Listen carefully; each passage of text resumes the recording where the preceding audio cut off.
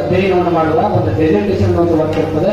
ಹಾಗಾಗಿ ಅಲ್ಲಿ ಪುಸ್ತಕವನ್ನು ಬರೆದು ಈಗ ನಾನು ಈಗಾಗಲೇ ಹೇಳಿದ್ದೇನೆ ಕನ್ನಡ ಪೂಜ್ಯ ಶ್ರೀಗಳಿಗೆ ಹಾಗೂ ನನ್ನ ಗುಣದಾಳ ಗ್ರಾಮದ ಗುರು ಹಿರಿಯರಿಗೂ ಹಾಗೂ ನನ್ನ ಸ್ನೇಹಿತರಿಗೆ ನಮಸ್ಕಾರವನ್ನು ಸಲ್ಲಿಸುತ್ತಾ, ಗುಣದಾಳದ ಚಾರಿತ್ರಿಕ ಅಧ್ಯಯನ ಈ ಒಂದು ಗ್ರಂಥವನ್ನ ಬಿಡುಗಡೆ ಮಾಡುವ ಉದ್ದೇಶ ರಾಣಿ ಚೆನ್ನಮ್ಮ ವಿಶ್ವವಿದ್ಯಾಲಯ ಬೆಳಗಾವಿ ಇದರ ಸಹಯೋಗದಲ್ಲಿ ಜಮಖಂಡಿ ಬಿಎಲ್ಡಿ ಕಾಲೇಜಿನ ವತಿಯಿಂದ ಒಂದು ಕಿರು ಪ್ರಬಂಧವನ್ನ ಕಡ್ಡಾಯವಾಗಿ ಹಾಜರುಪಡಿಸಬೇಕಾಗಿರುತ್ತದೆ.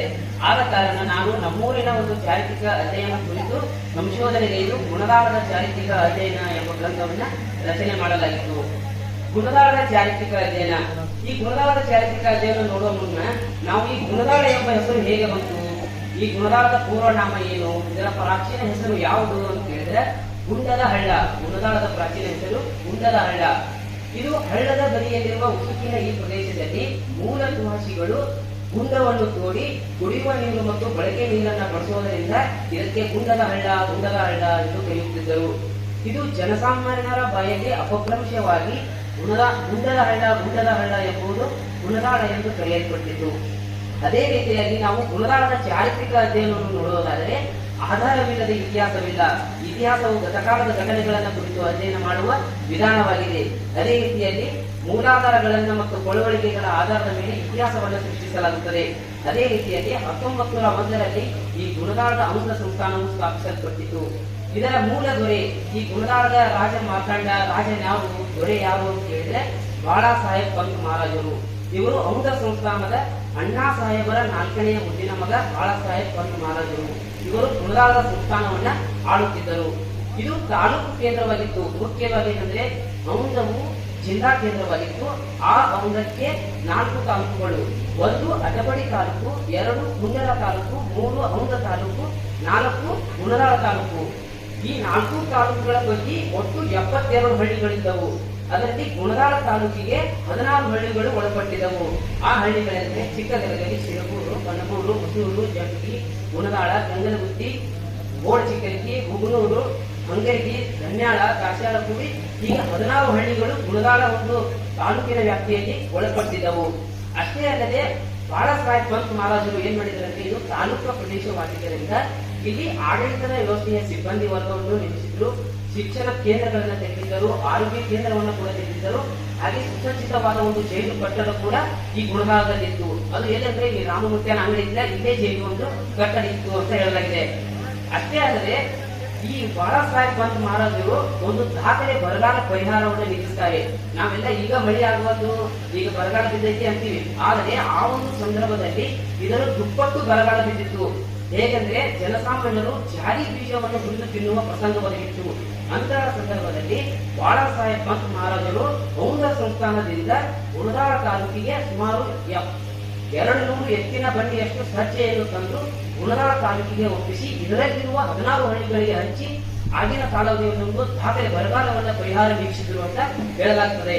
ಅಷ್ಟೇ ಅಲ್ಲದೆ ಇನ್ನೊಂದು ಸ್ವಾರಸ್ಯಕರ ಘಟನೆ ಅಂತ ಕೇಳಿದ್ರೆ, ಗುಣದಾಳದಲ್ಲಿ ಮತ್ತು ಬಿದಿರಿ ಗ್ರಾಮದ ನಡುವೆ ಗಡಿ ಕಾಳಗವಾಗುತ್ತದೆ, ಯುದ್ಧ ನಡೆಯುತ್ತದೆ. ಅದು ಯಂಕೇಶ್ವರ ಏನೀಗ ಮೈದಾನ ಇದೆಯಲ್ಲ, ಅದರ ಹಿಂದುಗಡೆ ಒಂದು ಯುದ್ಧ ನಡೆಯುತ್ತದೆ.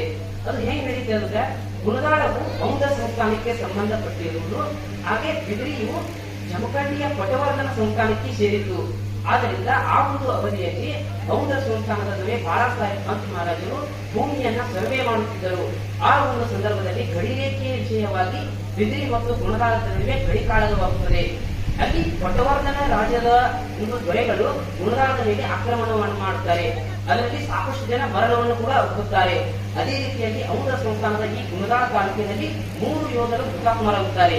ಅವರು ಯಾರಂದ್ರೆ, ಒಂದು ದಳವಾಯಿ ಮಣಿತನಕ್ಕೆ ಸೇರಿದವರು, ಒಬ್ಬರು ಚಕಾದಾರಿ ಮಣಿತನಕ್ಕೆ ಸೇರಿದವರು, ಒಬ್ಬರು ನಾಟಿಕಾರ ಮಣಿತನಕ್ಕೆ ಸೇರಿದವರು. ಇವರು ಯುದ್ಧದ ಸಂದರ್ಭದಲ್ಲಿ ಹುತಾತ್ಮರಾಗುತ್ತಾರೆ. ಅದೇ ರೀತಿ ಅವರು ಸಂಸ್ಥಾನದ ಕಾಲಾವಧಿಯಲ್ಲಿ ಆಗಿನ ಒಂದು ಅವಧಿಯಲ್ಲಿ ಇನಾಮು ಜಮೀನವನ್ನ ಕೂಡ ಪಡೆಯುತ್ತಾರೆ ಹುತಾತ್ಮರಾಗಿರುವುದರಿಂದ. ಅಷ್ಟೇ ಅಲ್ಲದೆ ಒಂದು ಸುಸಜ್ಜಿತವಾದ ಜೈಲು ಕಟ್ಟಡ ಕೂಡ ಇತ್ತು ಅಂತ ಹೇಳಿದೆ. ಅದೇ ರೀತಿ ಈ ತಾಲೂಕು ಪ್ರದೇಶವಾಗಿರುವುದರಿಂದ 16 ಹಳ್ಳಿಗಳಲ್ಲಿ ಏನು ಈ ಕೊಲೆ ಸುಲಿಗೆಗಳು ಆಗ್ತಿರುವಲ್ಲ, ಆ ಒಂದು ಕೈದಿಗಳನ್ನ ತಂದು ಗುಣದಾಳದ ತಾಲೂಕಿನ ಜೈಲಿನಲ್ಲಿ ಅಟ್ಟಲಾಗುತ್ತಿತ್ತು. ಅದೇ ರೀತಿಯಲ್ಲಿ ಹಂಗರಿಯ ಒಬ್ಬ ಕುಖ್ಯಾತ ಕೈದಿಯನ್ನ ಗುಣದಾಳ ತಾಲೂಕಿನ ಜೈಲಿನಲ್ಲಿ ಇಡಲಾಗಿತ್ತು. ಒಂದು ದಿನ ಮುಂಜಾನೆ ಇಬ್ಬರು ಪೊಲೀಸ್ ಸಿಬ್ಬಂದಿಯು ಆ ಕೈದಿಯನ್ನ ಕಕ್ಕಸಿಗೆಂದು ಹಳ್ಳದ ಬದಿಗೆ ಹೋದಾಗ ಆ ಒಂದು ಕೈದಿ ಆ ಇಬ್ಬರು ಪೊಲೀಸ್ ಸಿಬ್ಬಂದಿಯನ್ನ ಬೇಲಿನಲ್ಲಿ ನುಗ್ಗಿ ಪರಾರಿಯಾಗಿದ್ದನು. ಈ ಸುದ್ದಿಯು ಬಾಳಾಸಾಹೇಬ್ ಪಂತ್ ಮಹಾರಾಜರಿಗೆ ತಿಳಿದು ಆ ಇಬ್ಬರು ಪೊಲೀಸ್ ಸಿಬ್ಬಂದಿಯನ್ನ ನೌಕರಿಯಿಂದ ತೆಗೆದುಹಾಕುತ್ತಾರೆ. ಅವರಿಗೆ ಒಂದು ಕಂಡೀಷನ್ ಕೊಡ್ತಾರೆ. ಏನಪ್ಪಾ ಅಂದ್ರೆ ಆ ಕುಖ್ಯಾತ ಕೈದಿಯನ್ನು ಪುನಃ ತಂದು ಜೈಲಿಗೆ ಹತ್ತುವವರೆಗೂ ನಿಮ್ಮನ್ನು ನೌಕರಿಗೆ ತೆಗೆದುಕೊಡುವುದಿಲ್ಲ ಅಂತ.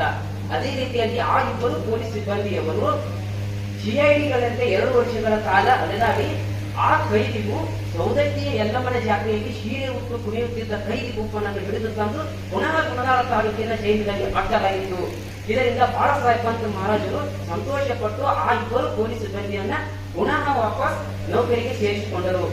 ಅದೇ ರೀತಿಯಲ್ಲಿ ಇನ್ನೊಂದು ಸ್ವಾರಸ್ಯಕರ ಘಟನೆ ಅಂದ್ರೆ ಇಲ್ಲಿ ಸ್ಥಳೀಯ ಆಡಳಿತವನ್ನು ಕೂಡ ತುಂಬಾ ಚೆನ್ನಾಗಿ ನಡೆಸುತ್ತಿದ್ದರು ಬಾಳಾಸಾಹೇಬ್ ಪಂತ್ ಮಹಾರಾಜರು. ಯಾಕಂದ್ರೆ ಅವರು ಎಲ್ಲ ದಿನವಿಡೀ ಹೀಗೆ ಇರ್ತಿರ್ಲಿಲ್ಲ. ಅವರು ಔಂಧದಲ್ಲಿ ಇರುವುದರಿಂದ ವಾರ ಮತ್ತು ತಿಂಗಳಿಗೊಮ್ಮೆ ಈ ಗುಣದಾಳದ ತಾಲೂಕಿಗೆ ಬರುತ್ತಿದ್ದರು. ಆ ಒಂದು ಅವಧಿಯಲ್ಲಿ ಸ್ಥಳೀಯ ಆಡಳಿತವನ್ನು ನಡೆಸಲು ಆಡಳಿತದ ಸಿಬ್ಬಂದಿಯಲ್ಲಿ ರಾಜನ ಕೈ ಕೆಳಗೆ ಗೌಡ, ಗೌಡನ ಕೈ ಕೆಳಗೆ ದಳವಾಯಿ, ದಳವಾಯಿ ಕೈ ಕೆಳಗೆ 10 ಮಂದಿ ಹಳಬರು, ಹಳಬನ ಕೈ ಕೆಳಗೆ ಒಬ್ಬ ನಾಟಿಕಾರನನ್ನೇ ನೇಮಿಸಲಾಗುತ್ತಿತ್ತು. ಇವರು ಸಂಬಳವನ್ನು ಕೊಡ್ತಿರ್ಲಿಲ್ಲ. ಸಂಸ್ಥಾಪಕ ಕಾಲದಲ್ಲಿ ಇವರಿಗೆ ಸಂಬಳವನ್ನು ಕೊಡ್ತಿರ್ಲಿಲ್ಲ. ಇವರಿಗೆ ಇನಾಮು ಜಮೀನನ್ನ ಕೊಡುತ್ತಿದ್ದರು.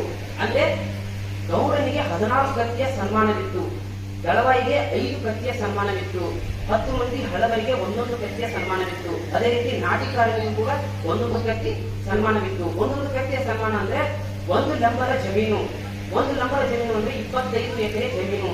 ಅಂದ್ರೆ ಗೌಡನಿಗೆ ಆ ಒಂದು ಅವಧಿಯಲ್ಲಿ 400 ಜಮೀನು ಇತ್ತು. ಆಮೇಲೆ ದಳವಾಯಿಗೆ 125 ಎಕರೆ ಜಮೀನು, ಕರಣಿಕ ಕೆಲಸ ಮಾಡುವ ಕುಲಕರ್ಣಿಗೆ 125 ಎಕರೆ ಜಮೀನು, ಹಾಗೆ ಹಳಬರಿಗೂ ಕೂಡ ಹಾಗೂ ನಾಟಿಕಾರನಿಗೆ ಉಂಬಳಿಯಾಗಿ ಉಣ್ಣಲು ಭೂಮಿಯನ್ನ ಕೂಡ ಕೊಟ್ಟಿದ್ರು ಅಂತ ಹೇಳಲಾಗಿದೆ. ಇದೇ ರೀತಿ ಇವರ ಒಂದು ಕೆಲಸ ಏನಂದ್ರೆ ಈ ಊರಿನಲ್ಲಿ ನಡೆಯುವಂತಹ ಎಲ್ಲ ಏನೇ ಕಾರ್ಯಕ್ರಮ ಇರಲಿ ಹಾಗೂ ದವಸ ಧಾನ್ಯಗಳನ್ನ ವಿರಾಟ್ ರೂಪದಲ್ಲಿ ಅವುಗಳನ್ನ ಸಂಸ್ಥಾನಕ್ಕೆ ಒದಗಿಸುವುದು ಒಂದು ಮುಖ್ಯ ಕೆಲಸ ಈ ಒಂದು ಸ್ಥಳೀಯ ಆಡಳಿತ ವ್ಯವಸ್ಥೆಯನ್ನು ಹೊಂದಿತ್ತು. ಇದೇ ರೀತಿಯಾಗಿ ಈ ಗುಣದಾಳ ಸಾಕಷ್ಟು ರೀತಿಯ ಸ್ವಾರಸ್ಯಕರ ಘಟನೆಗಳು ಇನ್ನೂ ಇವೆ. ಅದರಲ್ಲಿ ಸಾಮಾಜಿಕ, ಧಾರ್ಮಿಕ, ಆರ್ಥಿಕ ಹಾಗೂ ಇಡೀ ಎಷ್ಟು ಇಲ್ಲಿ ಗುಣದಾಳದ ದೇವಾಲಯಗಳು, ಮಸೀದಿ ಆಗಿರ್ಬೋದು, ಇಲ್ಲಿನ ಒಂದು ಆಚರಣೆಗಳಾಗಿರ್ಬೋದು, ಎಲ್ಲವನ್ನು ಈ ಒಂದು ಗುಣದಾಳದ ಚಾರಿತ್ರಿಕ ಅಧ್ಯಯನ ಎಂಬ ಪುಸ್ತಕದಲ್ಲಿ ಎಲ್ಲವನ್ನು ಅಡಕ ಮಾಡಲಾಗಿದೆ. ಇದನ್ನು ನಮ್ಮೂರಿನ ಗ್ರಂಥಾಲಯದ ಜ್ಞಾನ ಭಂಡಾರದಲ್ಲಿ ಇದನ್ನು ಒದಗಿಸಿರುತ್ತೇವೆ. ಎಲ್ಲರೂ ಅಲ್ಲಿ ಹೋಗಿ ಓದಿಕೊಳ್ಳಿ, ಬರೆದುಕೊಳ್ಳಿ, ಹಂಚಿಕೊಳ್ಳಿ ಅಂತ ಹೇಳುತ್ತಾ ಈ ಗ್ರಂಥವನ್ನು ಬಿಡುಗಡೆ ಮಾಡಲು ಅನುವು ಮಾಡಿಕೊಟ್ಟಂತ ಉದ್ದೇಶಗಳಿಗೆ ಹಾಗೂ ನನ್ನ ಗುಣದಾಳ ಗ್ರಾಮದ ಹಿರಿಯರಿಗೂ ಹಾಗೂ ನನ್ನ NHS ನ ಎಲ್ಲ ಸ್ನೇಹಿತರಿಗೂ ಕೂಡ ನಾನು ವಂದನೆಯನ್ನು ಸಲ್ಲಿಸುತ್ತೇನೆ.